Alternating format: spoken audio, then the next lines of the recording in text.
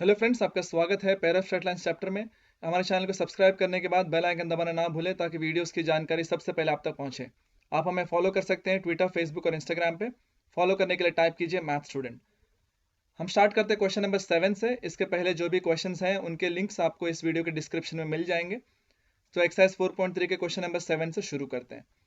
Find P and Q if the equation px squared minus 8xy plus 3y squared plus 14x plus 2y plus q equal to 0 represent a pair of perpendicular lines. Px squared minus 8xy plus 3y squared plus 14x plus 2y plus q equal to 0. सबसे पहले इसको compare कर लेते हैं। हमारे पास जो standard equation है ax squared plus 2hxy plus by squared 2gx plus 2fy plus c equal to 0। Compare करने पे आप देख सकते हो एक्स स्क्वायर टर्म कंपेयर करने पे a का वैल्यू मिलता है p, 2h का वैल्यू xy टर्म्स कंपेयर करने पे मिलता है -8, जिससे हमें पता चलता है कि h का वैल्यू है -4। y स्क्वायर टर्म कंपेयर करने पे b का वैल्यू मिलता है 3, x टर्म्स कंपेयर करने पे 2g का वैल्यू मिलता है 14, जिसमें से हमें पता चलता है कि g जो है वो 7 है। और y टर्म्स कंपेयर करने पे 2f का वैल्यू मिलता है 2, जिसमें से हमको f का वैल्यू मिलेगा 1 और c का वैल्यू मिलता है q। तो इस तरीके सारे कांस्टेंट्स हमको पता चल चुके हैं और हमको बताया गया है कि ये perpendicular pair of perpendicular lines है, यानी कि पेयर ऑफ लाइन्स तो है, साथ ही साथ ये परपेंडिकुलर है। और हम जानते हैं जब परपेंडिकुलर होते हैं, यहाँ पर लिख देते हैं as the lines are perpendicular, क्योंकि दो लाइन्स परपेंडिकुलर है, वी हैव हमारे पास एक रिजल्ट है a plus b equal to 0। ठीक है, जब भी दो लाइन्स परपेंडिकुलर होते हैं तो a प्लस बी जो है वो 0 होता है। नीचे चलते हैं। सो a क्या है, a प्लस बी क्या होगा, देखो a है हमारे पास p, सो p प्लस b देख लो क्या है, b है 3, तो ये तो 0 होना चाहिए। तो इसमें से हमको क्या मिल गया, p का वैल्यू मिल गया, p क्या हो गया -3। चलो p मिल गया। तो अभी हमारा जो इक्वेशन है वो क्या बन जाएगा, यहां पर देखो जहां पर p है वहां पर हम -3 लिख सकते हैं, है ना। फाइन देन, तो हमारे पास सारे कांस्टेंट्स भी है, p मिल गया और हमको ये भी पता है कि ये पेयर ऑफ लाइंस है, ये हमको क्वेश्चन में बता दिया गया है। जब क्वेश्चन में बता दिया गया है पेयर ऑफ लाइंस है, यहां पर लिख देते हैं सिंस द गिवन इक्वेशन, जो इक्वेशन दिया हुआ है, given equation represent pair of lines, क्योंकि जो इक्वेशन दिया है वो पेयर ऑफ लाइंस का है। हमें पता है कि एक कंडीशन होता है, क्या कंडीशन होता है, a b c plus 2fgh minus AF square minus BG square minus CH square, इसका वैल्यू 0 होता है। सही बात है। अभी ये पेयर ऑफ लाइंस रिप्रेजेंट कर रहा है तो ये कंडीशन भी सेटिस्फाई होगा, तो सारे वैल्यूज जो है अप्लाई कर देते हैं। A का वैल्यू है P और P हमें पता है -3 है, ओके। B है 3, C है Q, 2F, F क्या है, F है 1, G है 7 और H है -4 माइनस A तो P है, करेक्ट ना, और P का वैल्यू -3 है। सो A F स्क्वायर और F क्या है 1 माइनस B क्या है 3, G स्क्वायर, G क्या है 7 माइनस C क्या है Q और H स्क्वायर, H क्या है, H है -4 और ये वैल्यू 0 होना चाहिए, ऐसे हमको बताया गया है, करेक्ट। चलो सॉल्व कर देते हैं। -3 और 3 ये मल्टीप्लाई होके मिलेगा -9 इसे मल्टीप्लाई करो, 2 7 सर 14, 14 4 सर 56, तो ये -56 होगा क्योंकि माइनस साइन इन्वॉल्व है। यहाँ देखो माइनस और -3 ये होगा +3 मल्टीप्लाइड बाय 1 स्क्वायर, तो ये +3 होगा। यहाँ पर -3 मल्टीप्लाइड बाय 49, 7 का स्क्वायर 49 होगा और ये -q -4 का स्क्वायर ये होगा 16 equal to 0। So -16q -9q दोनों ऐड हो जाएंगे, -25q बनेगा। सही बात है। और यहाँ पर ये क्या हो रहा है, -56 और 3 ऐड करो तो ये होगा -53। और यहाँ पर क्या हो रहा है, 3 और 49 मल्टीप्लाई करके देखते हैं। 3 9 are 27, 3 4 are 12, 147। सो -53 और 147 -147 दोनों ऐड होके हमें मिलेगा -200। 25Q इक्वल्स टू 200 -200 ऐसे मिलेगा। सो यहाँ से हमें पता चलता है कि Q का वैल्यू जो है -200/25, यानी कि ये कितना होना चाहिए, ये होना चाहिए -8। सो इससे पता चला कि Q का वैल्यू जो है वो -8 है। नीचे लिख देते हैं, therefore Q इक्वल्स टू -8। सो हमें P भी मिल चुका था। सो therefore P is equals to -3 and Q is equals to -8। यही दोनों वैल्यू चाहिए थे और हमें मिल चुके। चलते हैं अगले क्वेश्चन में। क्वेश्चन नंबर 8 कहता है find P and Q if the equation 2x² + 8xy + py² + qx + 2y - 15 = 0 represent pair of parallel lines। तो यहाँ पर एक तो बताया गया कि ये pair of lines है और वो दोनों लाइन पैरेलल है, ऐसे बताया गया है। ठीक है, तो सबसे पहले तो जो इक्वेशन दिया वो लिख लेते हैं। 2x² + 8xy + py² + qx + 2y - 15 = 0। अब इसे कंपेयर कर लेते हैं। हमारे पास जो स्टैंडर्ड इक्वेशन है ax² 2hxy + by² + 2gx + 2fy + c = 0।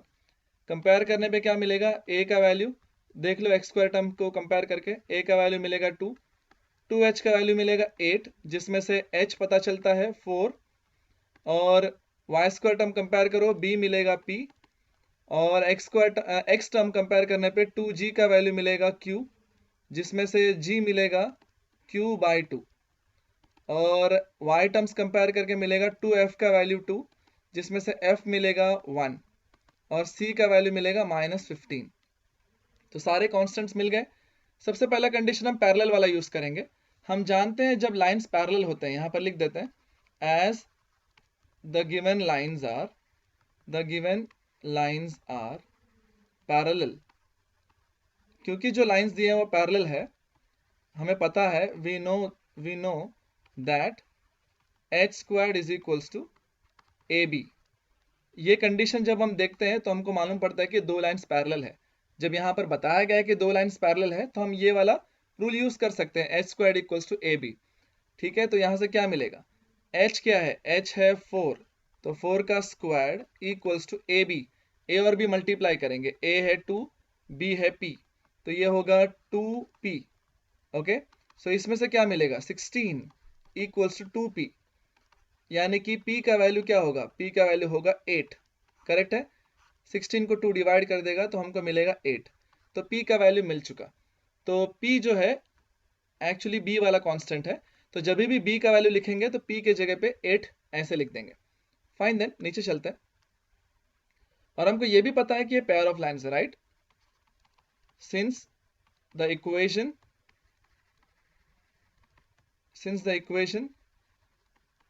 represents pair of lines we have, हमारे पास एक कंडीशन है, क्या है, ABC + 2FGH - AF² - BG² - CH² equals to 0। तो इसमें सारे जो कॉन्स्टेंट्स मिले हैं उसको अप्लाई कर देंगे वैल्यूज को। ठीक है, A का वैल्यू है 2, B का वैल्यू है P, और P मिल चुका है, P का वैल्यू 8 मिला है, C का वैल्यू है -15 प्लस 2F, F का वैल्यू है 1, G का वैल्यू है Q/2, H का वैल्यू है 4 माइनस A यानी कि 2, F², F तो 1 है तो 1² माइनस B है 8, और G², G है Q/2, सो Q/2 का स्क्वायर हो जाएगा, माइनस CH², C क्या है, C है -15, H है 4, सो ये 4 का स्क्वायर, ये सब इक्वल टू 0 हो जाएगा, है ना। सॉल्व कर लेते हैं। 8 15 सर 120, 120 और 2 मल्टीप्लाई होंगे -240 हो जाएगा क्योंकि माइनस साइन इन्वॉल्व है, ठीक है। और यहाँ पर ये देख लेते हैं क्या होगा, 2 4 sir 8, 8 multiplied by Q by 2, सो ये होगा 4 क्यू, है ना। हम ऐसे भी बोल सकते हैं कि ये 2 और ये 2 कैंसिल होगा, ऐसे भी बोल सकते हैं, 4 और क्यू बचेगा, सही है। और ये होगा 2 मल्टीप्लाइड बाय 1 स्क्वायर, ये 2 होगा। यहाँ पर क्यू स्क्वायर माइनस में है, क्यू स्क्वायर डिनोमिनेटर में 2 का स्क्वायर 4 हो जाएगा, 4 और 8 कैंसिल होके यहाँ पर आपको मिलेगा 2, और यहाँ माइनस और माइनस प्लस 15, 4 का स्क्वायर है 16, ठीक है। सो ये क्या हो जाएगा देख लेते हैं, यहाँ पर लिख देते हैं -2 क्यू स्क्वायर, क्यू का स्क्वायर में टर्म मिला है, नीचे जाते हैं थोड़ा, और +4 क्यू यहाँ लिख देते हैं, -240 और -2 ये होगा -242, और ये दोनों सॉल्व कर लेते हैं। 15 6 सर 90 एंड 15 1 सर 15, 9 2 40, सो इक्वल्स टू 0। सो हमें मिला है -2 क्यू स्क्वायर +4 क्यू और -242 + 240, ये मिलेगा -2 इक्वल्स टू 0, ठीक है। अब यहाँ से भी देखो हम -2 कॉमन ले सकते हैं, तो क्या होगा, q square -2 q + 1 equals to 0। अब क्योंकि -2 नॉन जीरो टर्म है तो इसको डिवाइड कर देते, दोनों तरफ -2 से डिवाइड कर दो, तो हमें क्या मिलेगा, ये -2 तो यहाँ से निकल जाएगा क्योंकि कैंसिल हो जाएगा, बचेगा q square -2 q + 1 equals to 0 by -2, ये भी 0 होगा। यहाँ पर देखो हमको एक क्वाड्रेटिक इक्वेशन मिला है, लेकिन ये सॉल्व करना ये बहुत ही आसान है, क्योंकि वो जो मिला है ये कौन से फॉर्म में है, a minus b whole square form में है, जबकि a हमारा q हो जाएगा और b हमारा 1 हो जाएगा। सो q - 1 होल स्क्वायर करेंगे तो भी हमको यही मिलेगा, ओके। सो यहाँ से देखो क्या मिलता है, q - 1 इक्वल टू 0 मिलता है ना। सो यहाँ से क्या मिलेगा, q equals to 1, so q का वैल्यू 1 मिला है, और हमारे पास p का वैल्यू तो ऑलरेडी मिला था 8, है ना। सो फाइनली हम आंसर लिख देते हैं, therefore p इक्वल्स टू 8, ये पहला वैल्यू हमको मिला, एंड q इक्वल्स टू 1, ये दूसरा वैल्यू। यहीं पर ये क्वेश्चन का सॉल्यूशन खत्म हुआ। चलते हैं अगले क्वेश्चन में। क्वेश्चन नंबर 9 दिया है, equation of pair of opposite sides of a parallelogram are x² - 7x + 6 equals to 0 and y² - 14y + 40 equal to 0, find the joint equation of its diagonals. यहाँ पर मैंने कोशिश किया है एक रफ डायग्राम बनाने के लिए। ये जो ब्लू कलर में है आप देख सकते हैं, यहाँ पर नाम लिख देता हूं मैं, A B C and D। सो ये जो ABCD है ये एक पैरेललोग्राम है, और हमको क्या दिया है, ऑपोजिट साइड्स का जॉइंट इक्वेशन दिया है। मान लो AB एंड CD ये ऑपोजिट साइड्स है, let AB and CD have joint equation x² - 7x + 6 equals to 0। यानी कि ये जो लाइन AB और CD है ये दोनों ऑपोजिट है, ऑपोजिट साइड्स है, और उनके जॉइंट इक्वेशन को मैंने ये वाला इक्वेशन ले लिया, x² - 7x + 6 इक्वल टू 0। और जो दूसरा ऑपोजिट साइड्स है AC and BD, let AC and BD have joint equation y² - 14y + 40 equal to 0। इस तरीके से हमको जॉइंट इक्वेशन दिया है ऑपोजिट साइड्स का, हमने उनको नाम भी दे रखा है, ठीक है। यहां पर लिख देता हूं, लेट, या फिर कंसीडर ऐसे बोल सकते हैं, कंसीडर पैरेललोग्राम ABCD, और हमको चाहिए डायगोनल्स का जॉइंट इक्वेशन, यानी कि ये देखो डायगोनल्स मैंने रेड में बनाया, L1 एंड L2, उनका जॉइंट इक्वेशन चाहिए। तो सबसे पहले ये AB और CD इनका जो जॉइंट इक्वेशन दिया है, AC एंड BD इनका जो जॉइंट इक्वेशन दिया है, इनको सॉल्व कर लेते हैं, यानी कि इनमें से सेपरेट इक्वेशंस निकाल लेते हैं, ठीक है। यहाँ पर मैं सॉल्व कर देता हूँ। तो सबसे पहले हमको दिया है x² - 7x + 6 इक्वल टू 0, इसको कंसिडर कर लेता हूँ मैं, कंसिडर दिस इक्वेशन। ये तो क्वाड्रेटिक इक्वेशन है, राइट। फैक्टराइज करेंगे तो क्या मिलेगा, x minus 6 x minus 1 equals to 0। अब क्वाड्रेटिक इक्वेशन हमको आता है, मिडिल टर्म स्प्लिट करके हम सॉल्व करते हैं, ठीक है। या तो मैं इसको बता देता हूँ, वरना ऐसा ना हो कि बहुत सारे लोग कंफ्यूज हो जाए कैसे करना है, ठीक है। हम जानते हैं ये जो यहाँ पर तो 1 है, यहाँ पर 6 है, तो यहाँ पर 1 होने की वजह से 6 का हम ऐसे फैक्टर्स निकालेंगे दो जिनको ऐड करने पे -7 हो जाए, तो ये -1 और -6 मिलेगा, है ना, क्योंकि इनको मल्टीप्लाई करके 6 मिलेगा, ऐड करके -7 मिलेगा, तो ये क्या हो जाएगा, x squared minus x minus 6x plus 6 equals to 0, इस तरीके से हो जाएगा। इन दोनों में से x कॉमन ले लेंगे तो ये होगा x माइनस 1, यहाँ से -6 कॉमन ले लेंगे तो ये भी हो जाएगा x माइनस 1। सो x माइनस 1 दोनों के पास है, तो इससे हमको दो फैक्टर्स मिल जाएंगे, x माइनस 1 कॉमन लेने पे x माइनस 6 बचेगा, इस तरीके से मिलेगा। यहाँ से क्या मिलेगा, x minus 1 equal to 0, x minus 6 equal to 0, जिसमें से क्या मिलेगा, x equal to 1, x equal to 6। अब ये दोनों जो है, ये दोनों लाइंस है, कौन से, A B and C D, ठीक है। तो मैं यहाँ लिख देता हूँ, दोनों में से किसी एक को ए बी ले लो, दूसरे को सी डी ले लेते हैं। ए बी का इक्वेशन मान लो x इक्वल टू 1 है, सी डी का इक्वेशन x इक्वल टू 6 है, ठीक है। तो इस तरीके से हमने सेपरेट इक्वेशंस निकाल लिया। उसी तरह हम इसको भी सॉल्व करेंगे, इसमें से भी सेपरेट इक्वेशन निकालेंगे। नीचे चलते हैं। So y squared minus 14y plus 40 equal to 0। यहाँ पर 40 को स्प्लिट करना होगा, यहाँ पर स्प्लिट करेंगे दो फैक्टर्स, -10 एंड -4 लेंगे, मल्टीप्लाई करने पे 40 आ जाएगा, ऐड करने पे -14 आ जाएगा। हम ये फैक्टर्स को यूज करके इक्वेशन को कैसे लिखेंगे, y squared minus 10y minus 4y plus 40 equals to 0। इन दोनों में से y कॉमन ले लेंगे तो ये होगा y माइनस 10, यहाँ से -4 कॉमन ले लेंगे, y minus 10, correct. y minus 10 common है, उसको बाहर ले लो, बचेगा क्या, y माइनस 4 इक्वल्स टू 0। अब यहाँ से क्या मिला, यहाँ से मिला y minus 10 equal to 0 and y minus 4 equals to 0। अब इसमें से क्या मिलेगा, y equals to 10 and y equals to 4। तो हमको यहाँ से भी दो लीनियर इक्वेशंस मिल गए, यानी कि ये AC को हम एक ले लेंगे और BD को दूसरा ले लेंगे। तो AC को मैं y इक्वल टू 4 ले लेता हूँ एंड BD को y इक्वल्स टू 10 ऐसे ले लेता हूँ, ठीक है। सो बेसिकली हमको जो भी मिला है, अगर इसको ग्राफ में देखेंगे तो कैसे दिखेगा, मैं दिखा देता हूँ आपको।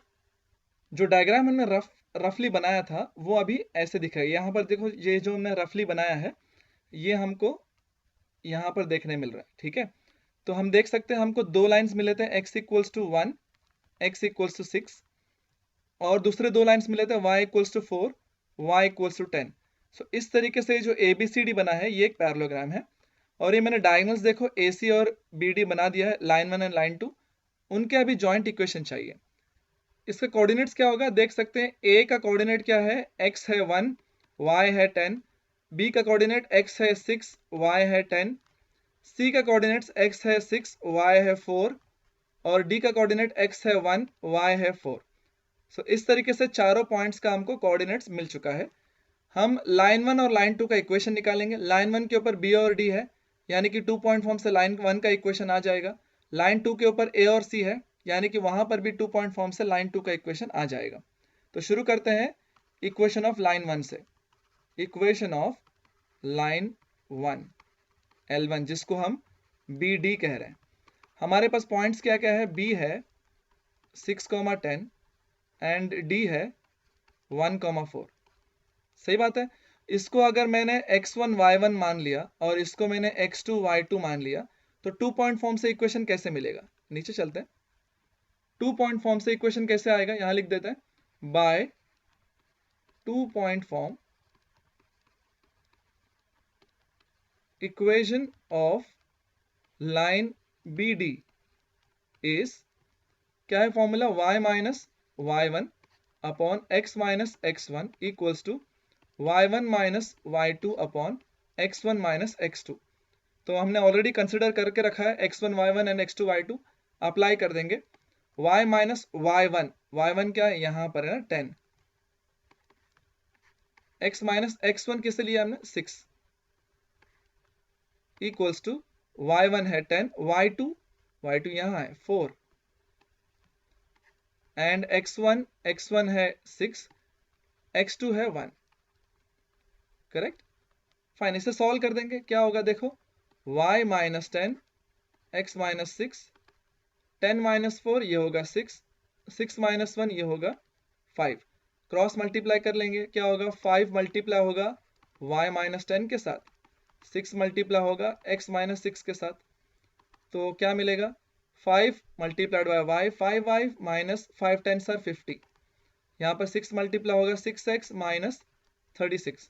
सो इन दोनों को यहाँ सब्ट्रैक्ट कर लेंगे राइट साइड में, तो 6x माइनस 5y, ये माइनस 50 प्लस 50 हो जाएगा, प्लस 50 माइनस 36 ये होगा प्लस 14 इक्वल्स टू 0। ये है हमारा लाइन 1। वैसे हम लाइन 2 का इक्वेशन निकालेंगे। लाइन 2 है AC, okay, equation of line 2 जिसको हम L2 कह रहे हैं, और उसका नाम भी क्या है, AC, राइट। सो A का पॉइंट क्या है, A का पॉइंट है 1,10 और C का पॉइंट क्या है, ये A इक्वल्स टू, और C का पॉइंट है 6,10। करेक्ट, एक बार कंफर्म कर लेते हैं। A है 1,10, C है 6,4, 6,10 नहीं है 6,4, so 6,4, okay। So equation of line by 2-point form, 2-point form, equation of line is क्या है, y minus y1 upon x minus x1 equals to y1 minus y2 upon x1 minus x2। इन दोनों में से मान लो इसको मैंने x1 y1 ले लिया, इसको x2 y2 ले लिया, सो वैल्यूज अप्लाई कर देंगे। नीचे चलते हैं, y माइनस y1 हमने किसे लिया है, 10 को, सो 10 अपॉन x माइनस x1 हमने लिया है 1 को, इक्वल्स टू y1 यानी कि 10 माइनस y2 हमने लिया है 4 को, एंड x1 माइनस x2 हमने लिया है 6 को।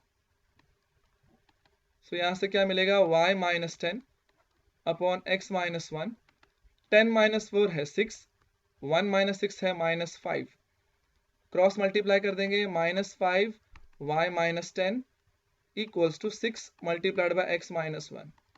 सो ये क्या होगा, minus 5 multiplied by y, minus 5y minus 5 minus 10 multiply होगा, ये होगा प्लस 50, ओके। और राइट साइड में जब मल्टीप्लाई होंगे 6 और x, तो ये होगा 6x, 6 और माइनस 1 मल्टीप्लाई होंगे तो माइनस 6 आएगा। नीचे चलते हैं, फाइन देन यहाँ इन दोनों को इस तरफ सब्ट्रैक्ट कर लेंगे, तो ये क्या होगा, 6x माइनस 5 वहाँ राइट साइड में प्लस 5 हो जाएगा, प्लस 5y हो जाएगा, और 50 माइनस 50 और माइनस 6 माइनस 56 हो जाएगा। So, इस तरीके से हमको दूसरा लाइन का इक्वेशन भी मिल चुका है। फाइन, तो अभी हमको कंबाइंड इक्वेशन चाहिए। सो लाइन 1 और लाइन 2 का कंबाइंड इक्वेशन, लाइन 1 क्या है, लाइन 1 है 6x minus 5y plus 14 equal to 0, और लाइन 2 है 6x plus 5y minus 56 equal to 0। So यहाँ पर लिख लेंगे therefore combined equation of line AC and line BD is, combined equation कैसे निकालते हैं हमको पता है, राइट, मल्टीप्लाई करना होगा। नीचे चलते हैं, 6x minus 5y plus 14 multiplied by 6x plus 5y minus 56 equals to 0।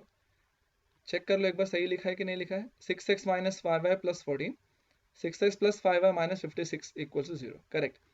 Multiply करेंगे, और मल्टीप्लाई करना तो आता ही आपको, डायरेक्टली स्टार्ट कर देते हैं। 6x मल्टीप्लाई होगा 6x प्लस 5y माइनस 56 के साथ, फिर माइनस 5y मल्टीप्लाई होगा 6x प्लस 5y माइनस 56 के साथ, फिर 14 मल्टीप्लाई होगा 6x प्लस 5y माइनस 56 के साथ, ओके। सो यहाँ पर क्या होगा, 6x मल्टीप्लाई होगा तो ये होगा 36x स्क्वायर्ड, 6x जब 5 से मल्टीप्लाई होगा 5y से, ये होगा 30xy, और 56 से जब मल्टीप्लाई होगा 6 are 36, 6 5 are 30, so 33, so 336x।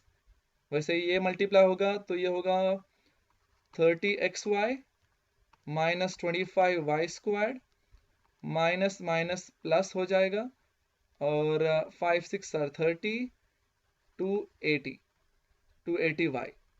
14 multiply होगा, 14 6 आर कितना होता है 84, सो 84x, 14 5 आर 70 होता है तो ये 70x हो 70y होगा, ठीक है, x नहीं है y है, 70y, एंड 14 6 आर 84, 8 7 84 इक्वल्स 0। तो बस इसको सिंप्लीफाई करना होगा, पहले एक्स स्क्वायर का टर्म, फिर एक्स वाई का टर्म, एक्स वाई का टर्म ये देखो 30xy माइनस 30xy कैंसिल, सो एक्स वाई का टर्म तो बचा नहीं है, ठीक है, वाई स्क्वायर टर्म यहाँ पर एक ही है, so minus 25y square. Degree 2 वाले टर्म्स खत्म हो गए, डिग्री 1 वाले शुरू करते हैं। एक्स वाले टर्म यहाँ पर है और यहाँ पर है, सो 336 एंड 84, ये माइनस 336 एंड प्लस 84, इनको सॉल्व कर लेंगे, यहाँ पर रफ में सॉल्व करेंगे। 336 माइनस 84 कितना होगा, 6 minus 4 it is 2 and this is 25, सो 252, तो ये तो होगा माइनस 252x। y वाले टर्म्स देख लो, यहाँ पर है 280y एंड 70y, ये कितना होगा 350, correct, so plus 350y। Constant में सिर्फ माइनस 784 है, ठीक है। तो ये हुआ हमारा combined equation.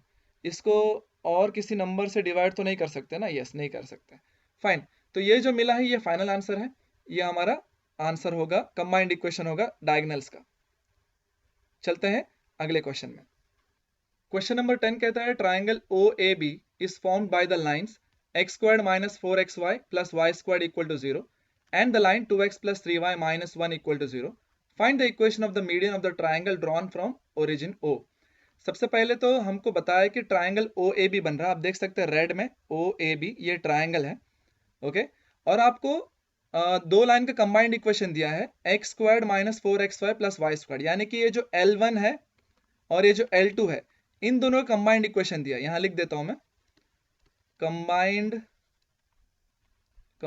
Equation of L1 and L2 क्या है, x squared minus 4xy plus y squared equal to 0। और हमको एक तीसरा लाइन दिया हुआ है, वो है ये 2x plus 3y minus 1 equal to 0। अब ये तीनों ने मिलके ये ट्राइंगल बनाया है OAB। हमको इक्वेशन चाहिए मीडियन का, जो ओरिजिन से निकला। ये देखो ग्रीन में दिख रहा है आपको, ये है मीडियन। मीडियन क्या करता है, मीडियन अक्सर सामने वाले साइड को इक्वल पार्ट्स में डिवाइड करता है, यानी कि अगर ये A और ये B है तो C क्या होगा, A और B का मिड पॉइंट होगा। अगर फॉर्मूला के हिसाब से बात करें, अगर A है x1 y1 और B है x2 y2, तो C क्या होगा, C होगा x1 plus x2 by 2, y1 plus y2 by 2। ये मीडियन का मिड पॉइंट का फॉर्मूला है ना। अगर A x1 y1 है, B x2 y2 है, तो C होगा x1 plus x2 upon 2, y1 plus y2 upon 2। तो बेसिकली अभी क्वेश्चन क्या है, ये जो OC है ग्रीन वाला, उसका इक्वेशन चाहिए। O का तो पता है, O क्या होता है, 0 0 होता है, ठीक है। अगर हमको C मालूम पड़ जाता है तो O और C का इक्वेशन हम 2 पॉइंट फॉर्म से निकाल सकते हैं। लेकिन C जो है A और B से जुड़ा हुआ है, सही बात है, देख सकते हैं। लेकिन ये A और B मिलेगा कैसे, लाइन 1 और लाइन 2 जो है इस लाइन के साथ इंटरसेक्ट होने के वजह से A और B मिला है, यानी कि इनको आपस में सॉल्व करेंगे तो A और B का कोऑर्डिनेट्स मिलने के चांसेस है, ठीक है। यानी कि क्या, यानी कि इस इक्वेशन को और इस इक्वेशन को सॉल्व करेंगे तो A और B के कोऑर्डिनेट्स मिलने के चांसेस है। अगर A और B के कोऑर्डिनेट्स मिल जाएंगे तो C का भी मिल जाएगा, C मिल जाएगा तो काम खत्म, हम 2 पॉइंट फॉर्म यूज करके OC का इक्वेशन निकाल लेंगे, ठीक है। सो सबसे पहले हम क्या करेंगे, ये वाले इक्वेशन को इसमें पुट करेंगे। तो कैसे पुट करेंगे, ये जो इक्वेशन है इसको मैं थोड़ा सा मॉडिफाई कर देता हूं। इसको मैं कैसे लिख सकता हूं, 2x equals to 1 minus 3y, सही बात है। So x is equals to 1 minus 3y by 2, इसको मैं 1 ले लेता हूं। अब ये जो x का वैल्यू है 1 माइनस 3y बाई 2, इसको मैं पुट करूंगा 1 में, तो क्या होगा देखो, जहां पर भी x है वहां पर मुझे 1 माइनस 3y बाई 2 लिखना होगा 1 के अंदर। सो पहला तो x स्क्वायर्ड है, तो उसके जगह पे लिख दूंगा 1 minus 3y by 2 whole squared, minus 4 x के जगह पे 1 माइनस 3y बाई 2, साथ में y मल्टीप्लाई हो रहा, plus y squared equal to 0। अब इसे हमको सॉल्व करना है, नीचे चलते हैं। सो ये सॉल्व करने पे क्या होगा, 1 माइनस 3y का होल स्क्वायर्ड अपॉन 2 का squared 4 minus 4 into 1 minus 3y upon 2, और ये y भी है साथ में, okay, plus y squared equal to 0। इसका a minus b whole squared formula use करेंगे, क्या होगा, a स्क्वायर्ड यानी कि 1 का squared 2 into a into b 2ab plus b squared यानी कि 3y का स्क्वायर्ड, सही बात है, अपॉन 4। और यहां पर एक काम करते हैं, इसका भी डिनोमिनेटर 4 बना देते हैं, तो ऊपर और नीचे 2 से मल्टीप्लाई कर देंगे। तो नीचे 2 से मल्टीप्लाई करेंगे तो 4 हो जाएगा, ऊपर मल्टीप्लाई करेंगे तो ये 8 रहेगा, 8y multiplied by 1 minus 3y। यहाँ पर भी हम ऊपर नीचे 4 से मल्टीप्लाई करेंगे ताकि इसका भी डिनोमिनेटर 4 बन जाए। ऐसा करने से फायदा क्या है, सारा डिनोमिनेटर 4 हो जाएगा तो हम इजीली न्यूमरेटर्स को सॉल्व कर पाएंगे। तो क्या होगा, डिनोमिनेटर में 4 है, यहाँ पर देखो 1 माइनस 2 3 सर 6y, ये होगा 9y स्क्वायर, ये होगा क्या 8y मल्टीप्लाइड बाय 1, और बाहर माइनस है तो माइनस 8y और minus 3y square 3y, total कितना हो जाएगा 24y स्क्वायर, लेकिन ये माइनस और माइनस प्लस हो जाएगा, साथ में ये प्लस 4y स्क्वायर भी है इक्वल्स 0। अब ये जो 4 है 0 के तरफ क्रॉस मल्टीप्लाई हो जाएगा, 0 बन जाएगा, बचेगा क्या, पहले स्क्वायर वाले टर्म्स लिख लेते हैं। देखो 9y स्क्वायर है, 24y स्क्वायर है एंड y स्क्वायर, तो टोटल कितना हो गया 33 प्लस 4 37y स्क्वायर हो गया, है ना। y वाले टर्म्स देखो, यहाँ पर एक है, यहाँ पर एक है, टोटल कितना हो गया माइनस 14y, करेक्ट, और कांस्टेंट तो एक ही है 1 इक्वल्स 0। तो इस तरीके का क्वाड्रेटिक इक्वेशन मिला है। अब इस क्वाड्रेटिक इक्वेशन को ध्यान से देखो, हम इसको स्प्लिट नहीं कर सकते, यानी कि मिडिल टर्म फैक्टराइजेशन मेथड से सॉल्व नहीं कर पाएंगे मिडिल टर्म को स्प्लिट करके। अच्छा, एक और चीज आपको याद होगा, मैं यहाँ पर फॉर्मूला लिख देता हूं। अगर हमको स्टैंडर्ड इक्वेशन क्वाड्रेटिक इक्वेशन दिया है, आपको याद होगा कि इसके जब आंसर्स हमको x1 x2 मिलते हैं तो वो आंसर्स के एक रिलेशन हमको मिलता है, x1 प्लस x2 ये होता है minus b by a, and x1 multiplied by x2 ये होता है c बाई ए। ये रिलेशन को हमको अप्लाई करना है, ठीक है। यानी कि इसमें से हमको क्या मिलेगा, y1 एंड y2, ऐसे दो आंसर्स मिलेंगे क्योंकि ये क्वाड्रेटिक है। तो y1 प्लस y2 क्या मिलना चाहिए, सो y प्लस y2 क्या होगा, x1 प्लस x2 जैसा होगा, माइनस बी बाई ए, यानी कि माइनस बी कौन है, b जो x के साथ है, तो यहाँ पर y के साथ है माइनस 14, तो ये होगा माइनस 14 बाई ए क्या है जो x स्क्वायर के साथ है, यानी कि 37 हमारा a है, ओके। सो ये होगा 14 बाई 37। फाइन, हमको तो y1 और y2 चाहिए था, y1 प्लस y2 का क्या फायदा है, एक बार डायग्राम देख लेते हैं। ये देखो c का जो कोऑर्डिनेट्स है, y कोऑर्डिनेट क्या है y1 प्लस y2, तो इससे हमको फायदा होगा y कोऑर्डिनेट ऑफ c मिलेगा।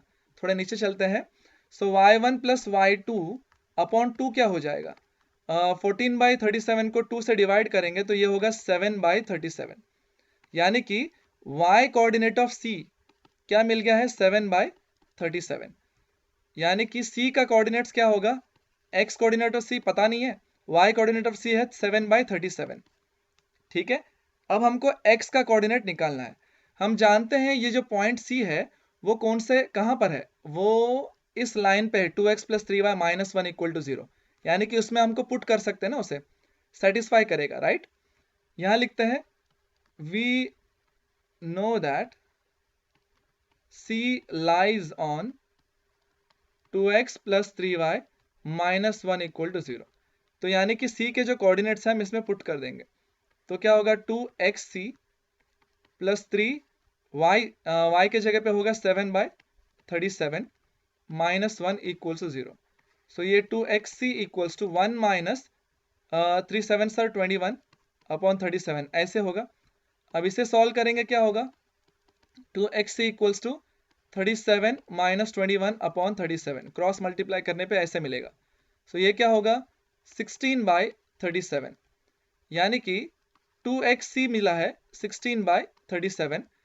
2 से ये और भी आगे कैंसिल होगा तो 2 8s आर 16 यानी कि यहां से x कोऑर्डिनेट ऑफ c क्या मिला है 8/37।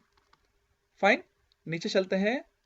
तो इससे क्या कंफर्म हुआ c का कोऑर्डिनेट्स क्या है, x कोऑर्डिनेट है 8/37, y कोऑर्डिनेट है 7/37। तो c का कोऑर्डिनेट मिल चुका है और ओरिजिन हमको पता है वो तो 0 0 रहता है ना।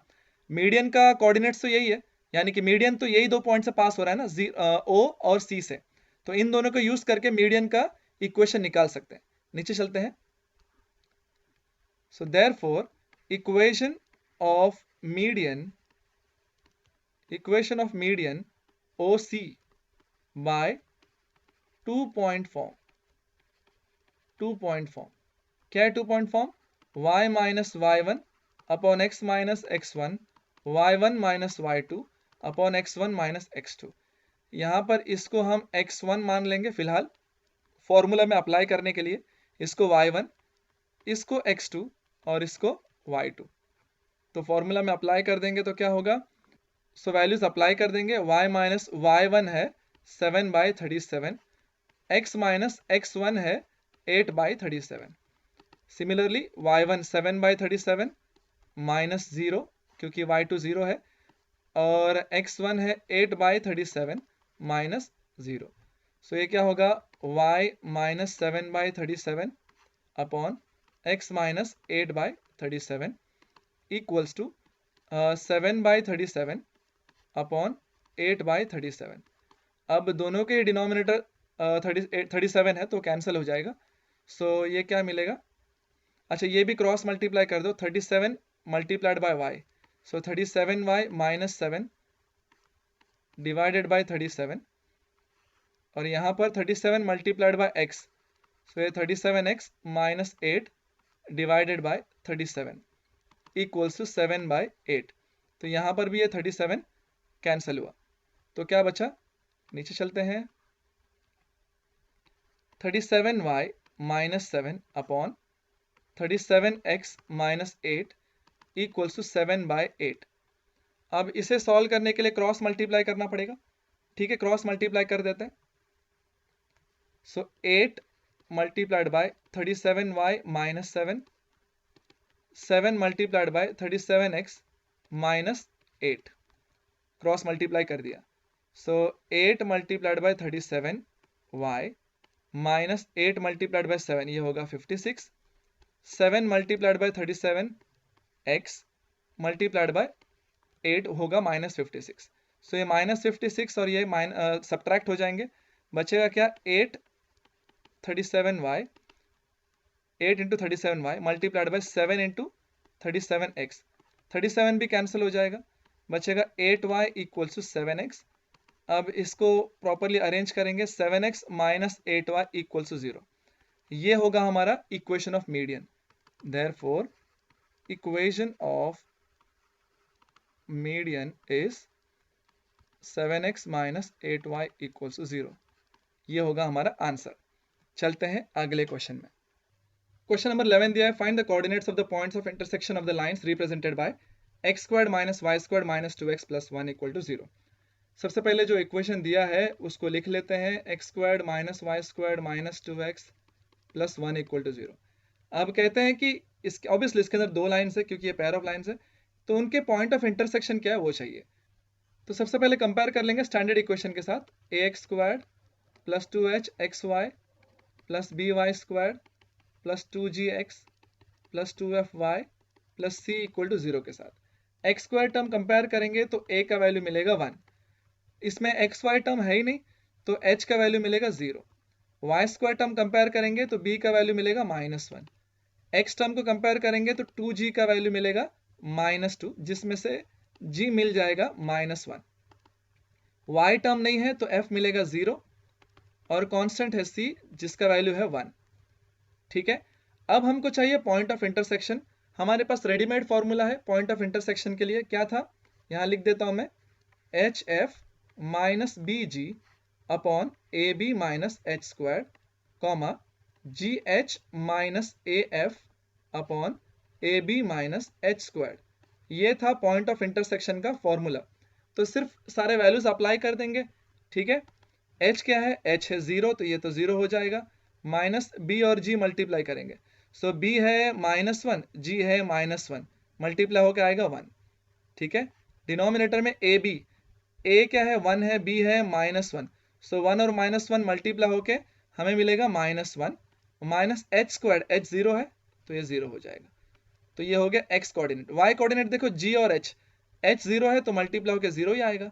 AF, a है 1, f है 0 तो ये भी 0 आएगा। ठीक है, डिनोमिनेटर में है सेम -1 और 0, तो ये क्या हो गया देखो, 0 -1 ये होगा -1, -1 -0 ये होगा -1, ये तो 0 हो जाएगा। सो ये क्या मिलेगा 1, 0, correct. So point of intersection क्या है, therefore point of intersection is 1, 0। ये हमारा आंसर है। फाइन, सो यहीं पर हमारा एक्सरसाइज खत्म हो गया, हमारा चैप्टर भी खत्म हो गया है। फाइन, आपको मेरा पढ़ाने का तरीका पसंद आता है, समझ में आता है तो लाइक कीजिए, शेयर कीजिए फ्रेंड्स के साथ, और कोई भी डाउट है तो चैट बॉक्स में आप लिख सकते हो। फाइन, मिलते हैं अगले चैप्टर में, तब तक के लिए टेक केयर, बाय बाय।